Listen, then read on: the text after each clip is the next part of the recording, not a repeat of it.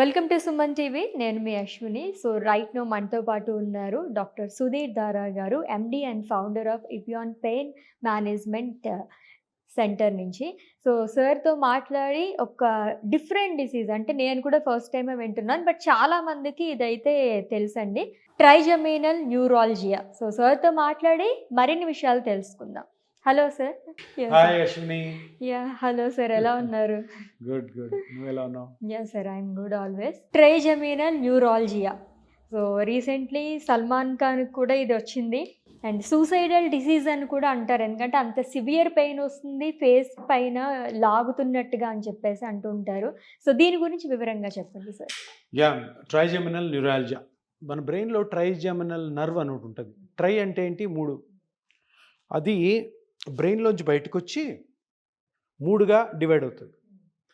ఒక నరము, కన్ను గుడ్డు ఉందా, బ్లాక్ ఐ, గుడ్డు సెన్సేషన్ సప్లై చేస్తుంది. నేను నీళ్ళు తీసి కొట్టాను అనుకో, టక్కని ఇట్లా అని రుద్దుకుంటావా, దుమ్ము అని పడింది అనుకో, వెంటనే రుద్దుకొని నీళ్లు చల్లుకుంటా, అంటే అది సెన్సేషన్ చెప్పేది ఒకటో నరం, దాన్ని V1 అంటాం.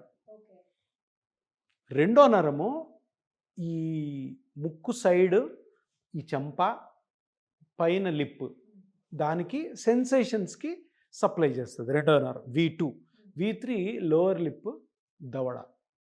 ఈ half of the face sensations అన్నీ కూడాను ఈ ట్రైజెమినల్ నర్వ్ వల్ల వస్తాయి. సో ఫేస్కి ఒక హాఫ్లో రైట్ నరం అయితే రైట్, లెఫ్ట్ నరం అయితే లెఫ్ట్. ఈ నరానికి బ్రెయిన్లో ఎక్కడైనా ఆటంకం కలిగింది అనుకో, అప్పుడు షాక్ లాగా పెయిన్ వస్తుంది. ఇట్లా టచ్ చేస్తే ఇట్లా షాక్ కొడుతుంది. ఫేస్ మీద ఇట్లా టచ్ చేస్తే షాక్ అంటే ఎంత ఘోరమైన నొప్పి ఆలోచించు. అందుకని దాన్ని సూసైడల్ డిసీజ్ అంటారు. రీసెంట్గా సల్మాన్ ఖాన్కి కాదు, ఎప్పుడో వచ్చింది. ఆయనకి ట్రీట్మెంట్ కూడా ఈ ట్రీట్మెంట్తోనే బయటపడిపోయినాడు. ఇప్పుడు కాదు, ఎప్పుడో చాలా సంవత్సరాల క్రితం. అందుకని సల్మాన్ ఖాన్ వచ్చిందని అంటుంటారు. ప్లస్ ఆల్సో సూసైడల్ డిసీజ్ అంటే ఈ నొప్పి తట్టుకోలేక ఇంకా ఫైనల్గా ఎలా ఉంటుందంటే, చల్ల గాలి తగిలినా కూడా షాక్లో వస్తుంది. ఈ పక్క బ్రష్ చేసుకోలేరు, ఈ పక్క నమలలేరు, ఎవరైనా ముట్టుకుంటే షాక్ కొడుతుంది. కొన్నిసార్లు మామూలుగా ఉంటేనే ఒక 10 సెకండ్స్కి ఒకసారి షాక్ వస్తుంది. అది భరించలేక సూసైడ్ కూడా చేసుకున్నారు. నా దగ్గర ఒక పేషెంట్ ఉన్నారు, ఆవిడ 2 సార్లు సూసైడ్ అటెంప్ట్ చేసుకుంటే ట్యాంక్ బండ్లో పడిపోతే తీసుకొని వచ్చారు. 3rd టైం అటెంప్ట్ చేస్తున్నప్పుడు డైరెక్ట్గా తీసుకొని ఇక్కడికి వచ్చారు. అప్పుడు నేను ట్రీట్మెంట్ చేశాను. తర్వాత ఇప్పుడు బాగుందని, హ్యాపీగా ఉంది. అంత ఘోరమైన పెయిన్ అనమాట. సో ఆ ట్రైజెమినల్ నర్వ్ బ్రెయిన్లోంచి వస్తుంటే ఒక రక్తనాళము దానికి టచ్ అవుతుంది. మామూలుగా రక్తనాళము నరము డివైడెడ్ ఉండాలి. ఇది వచ్చి దీని మీద పడితే ఆ రక్తనాళంలో రక్తం వెళ్తున్నప్పుడల్లా షాక్ కొట్టి టిక్ టిక్, మనకి ఇక్కడ నరం ఉంటుంది చూడండి, ఎప్పుడైనా తగిలితే జుమ్ అని షాక్ కొట్టదు. అదే ఆ నరం మీద పోయి రక్తనాళం పడి రక్తంలో బ్లడ్లో హార్ట్ పంప్ లాగా పోతూ ఉంటే ఏమవుతుంది, చక చక చక షాక్ కొడుతుంది. దీనికి అంటే ఇది ఎంత ఘోరమైన డిసీజ్ అంటే ట్రీట్మెంట్ కూడా అంత కష్టం. పాతకాలంలో ఏం చేసేవాళ్ళు అంటే, బ్రెయిన్ ఓపెన్ చేసి, నేను అన్నాను కదా రక్తనాళము ఈ నరము ఒకదాని మీద ఉండే, బ్రెయిన్ ఓపెన్ చేసి కరెక్ట్గా ఆ నరాన్ని కనిపెట్టి, అది కూడా కష్టమే, ఆ నరాన్ని కనుక్కోవడం. వేరే వేరే నరాల దగ్గరికి వెళ్తే వేస్ట్. కనుక్కొని ఆ రెండింటిని విభజించి మధ్యలో ఒక ప్యాచ్ పెడతారు, డాక్రాన్ ప్యాచ్. అది బ్రెయిన్ ఓపెన్ చేయాలి. బ్రెయిన్ ఓపెన్ చేయడం తమాషా కాదు కదా, దాంట్లో కాంప్లికేషన్స్, పారాలిసిస్లు, డెత్లు గిట్లా. సో అది ఆ ట్రీట్మెంట్ ఇంతకుముందు నడుస్తుండేది. ఇప్పుడు కొత్తగా ఒక లేజర్ ట్రీట్మెంట్, ఇదేంటంటే రేడియో ఫ్రీక్వెన్సీ అబ్లేషన్. మరీ కొత్తదేం కాదు, 10-15 సంవత్సరాల నుంచి ఉంది. చిన్న ఇంజెక్షన్తో ఇక్కడి నుంచి లోపలికి వెళ్ళి ఆ నరంలో 3 నరాల్లో ఏ నరం అయితే ఇన్వాల్వ్ అయిందో ఆ నరం దగ్గరికి వెళ్ళి ఆ నరం దగ్గర మనం రేడియో ఫ్రీక్వెన్సీ ట్రీట్మెంట్ చేయడం ద్వారా కంప్లీట్గా పెయిన్ తగ్గుతుంది. ఓకే, ఇది కంటిన్యూస్గా ఉంటుందా సార్ పెయిన్ అనేది వాళ్ళకి, లేదా మీరు అన్నట్టుగా ఒక్కొక్క స్టేజ్లో ఒక విధంగా. ఓకే, అప్పుడే స్టార్ట్ అయింది అనుకో, అప్పుడప్పుడు షాక్ కొడుతుంది. ఓకే, కొంచెం 2-3 నెలలు అయింది, మందులు వాడతారు, తగ్గినట్టు తగ్గుతుంది. మళ్ళీ 4 నెలల తర్వాత మళ్ళీ స్టార్ట్ అవుతుంది, అప్పుడు తీవ్రంగా ఉంటుంది. మళ్ళీ ఏవో మందులు వాడతారు, ఎక్కువ మందులు పెట్టుకుంటారు, అవి ఇంకొక 6 నెలలు, ఇంకా తర్వాత సివియర్ అయిపోతుంది. కొంతమంది 2 సంవత్సరాల తర్వాత సివియర్ అవ్వచ్చు, కొంతమంది 5 సంవత్సరాల తర్వాత, కొంతమంది సంవత్సరానికే సివియర్ అవుతుంది. ఒకసారి సివియర్ అయిందంటే ఇంకా నరకమే. ఇట్లా గుడ్డ కప్పుకొని ఉంటారు, ఎందుకంటే గాలి తగిలితే నొప్పి, టచ్ చేస్తే నొప్పి.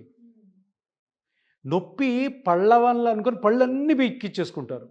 డెంటిస్ట్ దగ్గరికి వెళ్తారు, ఈ పన్ను నొప్పి సార్ నాకు షాక్ కొట్టుండని పీకుతాడు, ఇంకో డెంటిస్ట్ ఇంకోటి పీకుతాడు, ఇంకో డెంటిస్ట్ 3 పీకేస్తాడు, మొత్తం వెళ్ళిపోయింది. నాకు దగ్గర ఉన్న ట్రైజెమినల్ న్యూరాలజీ పేషెంట్స్లో పళ్ళు చూస్తూ ఉండవు, ఈ సైడు అన్నీ పీకేశారు సార్ నొప్పి అని వెళ్తే.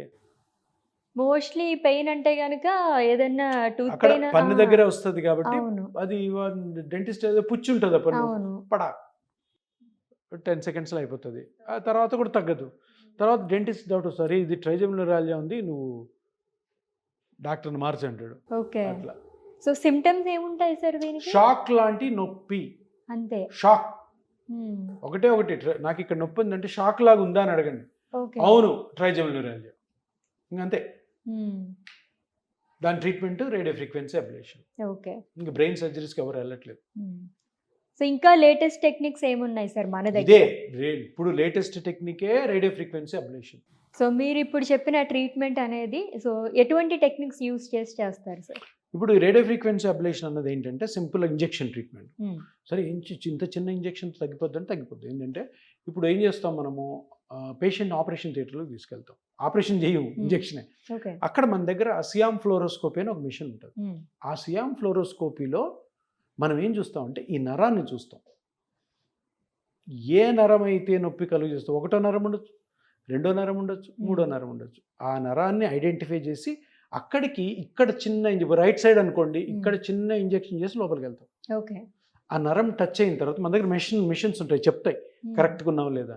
తర్వాత ఆ చిన్న ఇంజెక్షన్ తోటి అక్కడికి వెళ్ళిన తర్వాత ఒక మిషన్ని స్టిమ్యులేట్ చేస్తాం, మ్మ్. ఆన్ చేస్తాం. ఆన్ చేసినప్పుడు రోజు నొప్పి వస్తుంది కదా పేషెంట్కి, అదే నొప్పి వస్తుంది. మ్మ్. అడుగుతాం, ఇదే నా నొప్పి నీకు వచ్చేదని, అవును సార్ ఇదే నొప్పి అంటాడు.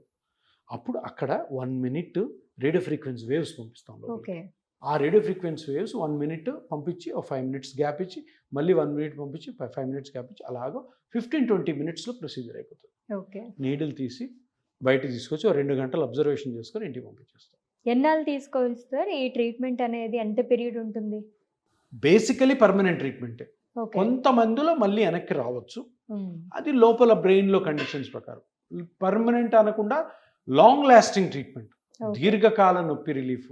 అండ్ అలాగే ఉండదు. దీంట్లో ఏమన్నా కాంప్లికేషన్స్ కానీ సైడ్ ఎఫెక్ట్స్ కానీ ఉంటాయా సార్? కాంప్లికేషన్స్ ఉండొచ్చు, ఎందుకంటే మనం బ్రెయిన్ దగ్గరికి పోతున్నాం, ఈ సూది పెట్టి బ్రెయిన్ దగ్గర కరెక్ట్గా ఐడెంటిఫై చేయాలా, కరెక్ట్ మెషినరీ ఉండాలా, మ్మ్. కరెక్ట్ స్కిల్ ఉండాలి. మ్మ్. ఎవరంటే వాళ్ళు ట్రై చేయలేరు, ఇది Okay. Skilful procedure. కరెక్ట్గా మనం ఏ నరం దగ్గర ఉన్నాము, మిషన్ ఏం చెప్తుంది, కరెక్ట్గా పాత్ కరెక్ట్గానే ఉందా అన్నది ఎక్స్పీరియన్స్ లేకపోతే చాలా డేంజర్. ఓకే. బ్రెయిన్లోకి వెళ్తున్నాం, ఇది మోకాల్లో, స్పైన్లో, షోల్డర్లో జరిగేలాంటి ట్రీట్మెంట్ కాదు. చాలా స్కిల్ ఉండాలి, దాంట్లో ఎక్స్పర్టైజ్ ఉండాలి. మ్మ్. ఎక్కువ కేసు చేసిన ప్రతి కేసు కూడా కొత్తగానే ఉంటుంది, అవును. ఎందుకంటే మనం బ్రెయిన్లోకి వెళ్తున్నాం కాబట్టి కేర్ఫుల్గా ఉండాలి. మ్మ్. చిన్న సింపుల్ ఇంజెక్షన్తో నీ దగ్గర కానీ పర్ఫెక్ట్ స్కిల్ ఉంటే 15-20 minutesలో అయిపోతుంది ప్రొసీజర్. ఓకే. ఒక 2 hours అబ్జర్వేషన్ పెట్టుకుని పంపించారు. సో మీ దగ్గరికి వచ్చిన వాళ్ళల్లో అందరికీ కూడా 100% సక్సెస్ రేటే ఉందా సార్? 100%. ఇంకొకటి, ఇంతకుముందు నేను ఒక ఇంటర్వ్యూలో చెప్పాను మీకు, మ్మ్. పర్మనెంట్ ఎట్లయితే లేదో 100% కూడా ఏ ట్రీట్మెంట్లో ఉండదు. మ్మ్. ఎవరైనా డాక్టర్ 100% అంటే నమ్మద్దు, మ్మ్. తప్పది. ఏ ట్రీట్మెంట్ 100% ఉండదు, కానీ దాని పర్సంటేజెస్ వైజ్ ఇప్పుడు వరకు నేను బ్రెయిన్ ఓపెన్ చేసి ఆపరేషన్ చేస్తా ఉన్నాను కదా, దాని సక్సెస్ రేటు 99.4%, మ్మ్. Injection success rate 98.4%. అంటే బ్రెయిన్ ఆపరేషన్కి దీనికి 1% డిఫరెన్స్ ఉంది. మ్మ్. సో అంత సక్సెస్ఫుల్ రేట్ చిన్న ఇంజెక్షన్తో వస్తుంది అనమాట. ఓకే. సింపుల్గా డేకేర్ కూడా కాదు, 3-4 hours మళ్ళీ ఇంటికి వెళ్ళిపోవచ్చు. ఓ సో నిజంగానే సర్జరీ చేసిన తర్వాత కూడా మనకి కాంప్లికేషన్స్ చెప్తారు డాక్టర్. సో ప్యారలైజ్ అయ్యే ఛాన్సెస్ ఉంటాయి, అబ్నార్మల్గా బిహేవ్ చేస్తారు, ఇలాంటివన్నీ చెప్తారు. దీంట్లో లాంటివి ఏమైనా ఉంటాయా సార్? చాలా తక్కువ నీడిల్ కదా. అంటే ఒక విషయం ఏంటంటే దీని మీద ఎక్స్పీరియన్స్ లేని డాక్టర్లు చేయకూడదు. సో తెలిసిన డాక్టర్, చాలా ఎక్స్పీరియన్స్ ఉన్న డాక్టర్లే ఇది అటెంప్ట్ చేయాలి. ఓకే. ఇపియాన్లో ఎక్విప్మెంట్ అంతా ఉంది కాబట్టి సేఫ్గా రావచ్చు, చేసుకొని పోవచ్చు. Is it affordable sir? అంటే ఇప్పుడు డాక్టర్ చేతిలో ఉంటుందమ్మా. ఇప్పుడు నాదే హాస్పిటల్, ఇది నేను ఎంత తక్కువగానే చేయొచ్చు. ఇప్పుడు దానికి ఒక స్టాండర్డ్ ప్రైస్ ఉంటుంది. పూర్ పేషెంట్ తక్కువ చేస్తాం, కొంతమంది ఫ్రీగా చేశాను నేను, 0 సర్వీస్ చేయాలి కదా అప్పుడప్పుడు. ఇప్పుడు పేషెంట్ బట్టి పేషెంట్ కరెక్ట్గా నన్ను అఫోర్డబుల్ ఉన్నట్టు దాని రేట్ దానికి వేసేస్తాం. లేదు కొంతమంది సార్ నా దగ్గర అంత లేదు, నువ్వు ఎంత కట్టుకోగలవు కట్టిపో. ఓకే. కొంతమంది నాకు దగ్గర ఏం లేదు, ఎప్పుడు పేషెంట్ నో అని పంపించేది లేదు, చేస్తాం. Okay. Thank you so much sir. Thank you. నేను ఈరోజు కొత్త టాపిక్ తెలుసుకున్నాను. అంటే ఎన్ని ఇయర్స్ నుంచి నేను చేస్తున్నాను కానీ నాకు ఈ పెయిన్ గురించి నిజంగానే చాలామంది ఒక సైడ్ ఇలా లాగుతుంటే గనక ఓకే మనకి టీత్ పెయిన్ ఏమైనా వస్తుందేమో అని చెప్పేసి పీకించుకుంటూ ఉంటారు. సో ఇది ఎందుకు వస్తుంది, ఎలా వస్తుంది అని కూడా తెలుసుకున్నాను నేనైతే. Thank you so much sir. Thank you Ashwini.